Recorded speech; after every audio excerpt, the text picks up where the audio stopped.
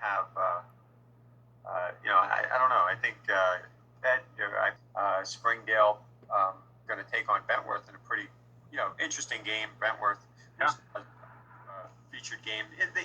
They've been there in terms of their coaching staff. Turnover of the program is always good, and so that should be interesting. And both of those games being played at Norway, and I believe you're going to be there for both of those. Is that correct? Yep, that's where I'm looking to go. All right, awesome. So Saturday we'll have you at Norwin for those two, and then as you can look through the rest of the bracket here, Steel Valley comes in. I talked to Bill Abraham yesterday. They come in as the 2 seed overall, and they've been undefeated. They sort of, again, that was the consensus yesterday from everybody, was that these teams, they've kind of earned that based on the committee selection. So what are your thoughts on single A here? We're looking at the screen. Excuse me. So single A, I mean, yeah. So you have your Greensburg Central Catholic, who I saw the other night play. It's what you expect from them. Freedom, haven't had a chance to see them play. They did suffer a couple defeats this year, but they're still doing their thing. Steel Valley, they're coming into this now, and they're the new kid on the block, and that's always kind of been the thing in single A for a while. And I believe Steel Valley dropped down. Is that correct? Yeah, they came back down into single A. They were there one time, and then they bumped up, and this is their first year back in single A.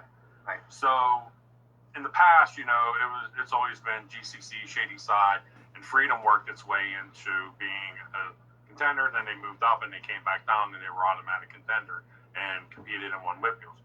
So here, then Bentworth was that on the edge team. So now Steel Valley, that on the edge team, is this the year they can jump in and maybe upset a Freedom on their way to a finals, maybe against the GCC, or are they a year away yet? That's obviously for the game and their self-determined, but we know Salopek's out there. She's scoring a ton of goals, one of the leaders in the WPIAL for goals scoring this year. I don't know if the final count, but she was at the top of the list.